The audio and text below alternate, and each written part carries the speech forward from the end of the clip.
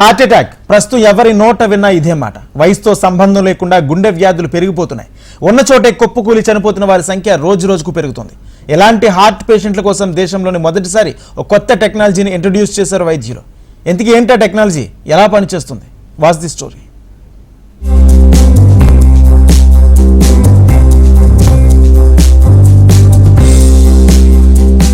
గుండెలోని రక్తనాళాల్లో రక్త ప్రసరణకు అడ్డంకులు ఏర్పడటం, రక్తనాళాలు పూడుకుపోవడం, రక్తాన్ని గుండె సరిగా సరఫరా చేయకపోవడం తదితర కారణాల వల్ల గుండెపోటు వచ్చే అవకాశం ఉందని వైద్యులు చెబుతున్నారు. అయితే గుండెపోటు వెనుక చాలా కారణాలు ఉండొచ్చు. గుండెపోటు అనేది ఒకప్పుడు వయసు పైబడిన వ్యక్తుల్లో వచ్చేది. కానీ ప్రస్తుతం వయసుతో సంబంధం లేకుండా, చిన్న పెద్ద అనే తేడా లేకుండా ఎప్పుడు ఎవరికి వస్తుందో చెప్పలేని పరిస్థితి. స్కూల్ కి వెళ్లే వాళ్ళు సైతం హార్ట్ అటాక్ తో చనిపోతున్నారంటే పరిస్థితి తీవ్రత అర్థం చేసుకోవచ్చు.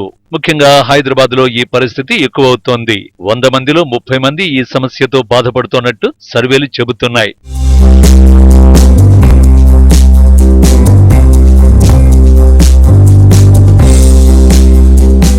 మానసిక ఒత్తిడి, మారుతున్న ఆహార శైలి తదితర కారణాలతో ఈ కేసుల సంఖ్య ఎక్కువవుతున్నట్టు వైద్యులు చెబుతున్నారు. అయితే హార్ట్ అటాక్ తో బాధపడే వారికి ప్రస్తుతం ఉన్న టెక్నాలజీతో ఇమేజ్ క్లారిటీ ఉండటం లేదు. దీనివల్ల వైద్యులు కొంత ఇబ్బంది పడుతున్నారు. అయితే తాజాగా అడ్వాన్స్డ్ టెక్నాలజీ పేషెంట్లకు అందుబాటులోకి వచ్చింది. అదే ఇమేజింగ్ ఆర్టిఫిషియల్ ఇంటెలిజెన్స్. వీటి ద్వారా పేషెంట్ హార్ట్ ఇమేజెస్ లో ఖచ్చితత్వం పెరుగుతుంది. జపాన్, అమెరికా వంటి దేశాలలో ఇప్పటికే ఈ టెక్నాలజీని వినియోగిస్తూ మంచి ఫలితాలను రాబడుతున్నారు.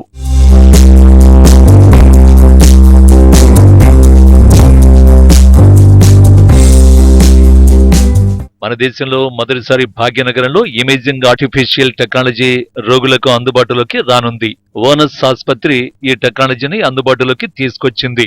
ఈ టెక్నాలజీ వల్ల రెగ్యులర్ చికిత్సతో పోలిస్తే ఖర్చు కూడా తక్కువ కానుంది. చికిత్సలో ఖచ్చితత్వం పెరగడంతో పాటు సర్జరీ సమయం కూడా తగ్గుతుందంటున్నారు వైద్యులు.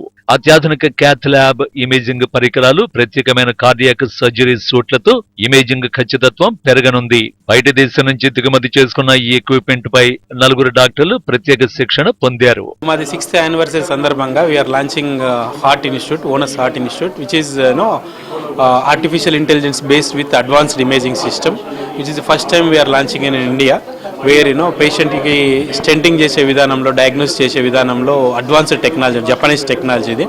సో దీనివల్ల పేషెంట్కి యాక్యురేట్గా ఎంతవరకు స్టెంట్ పాస్ చేస్తున్నాము, ప్లస్ ఎంతవరకు ల్యూమన్ బ్లాక్ ఉంది, ఒకవేళ ఇబ్బంది అవుతుంటే సర్జరీకి ముందే తెలిసిపోతుంది అన్నట్టు. దీనివల్ల మెయిన్ అడ్వాంటేజ్ అంటే accuracy, precision and good outcome, long term results ఉంటాయి అన్నట్టు. ఇది యూజువల్గా అప్రాక్సిమేట్గా ప్రజెంట్ కాస్ట్ అరౌండ్ 1.5 lakhs నుంచి 3.5 lakhs వరకు, డిపెండింగ్ అపాన్ సింగిల్ స్టెంట్ అయితే around 1.5 lakhs, and number of stents పెరిగే కొద్దీ అరౌండ్ 50,000 to 80,000 పెరుగుతుంది.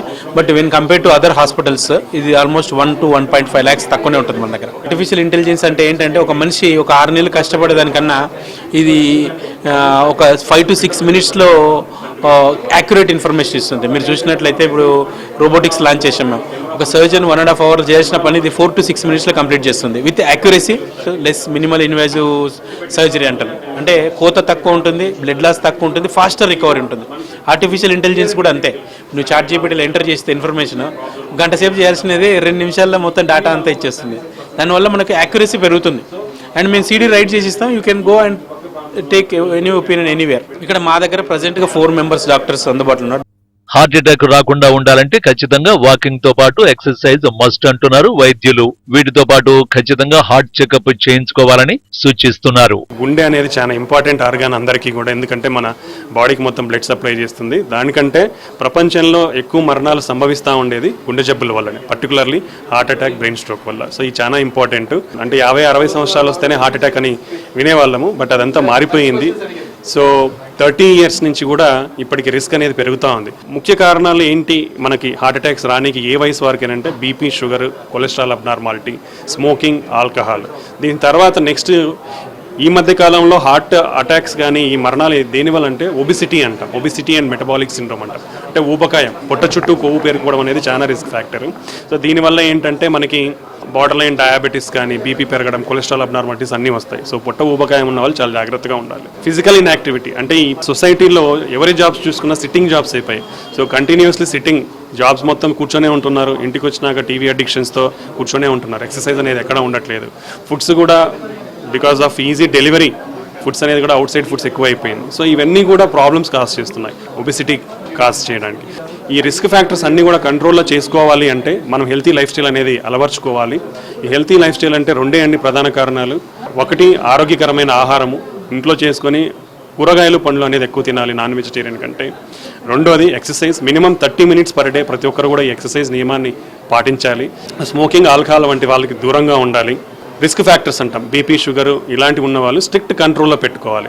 ఇవన్నీ చేస్తే మనం హార్ట్ అటాక్స్ వచ్చే అవకాశాన్ని తగ్గించుకోవచ్చు, దానివల్ల ఆరోగ్యంగా ఉండొచ్చు. కొత్త టెక్నాలజీ అన్ని ఆసుపత్రుల్లో అందుబాటులోకి వస్తే రోగులకు మరింత సౌకర్యవంతంగా ఉండనుంది. వయసుతో సంబంధం లేకుండా గుండెను కాపాడుకోవడానికి ప్రయత్నించాలి.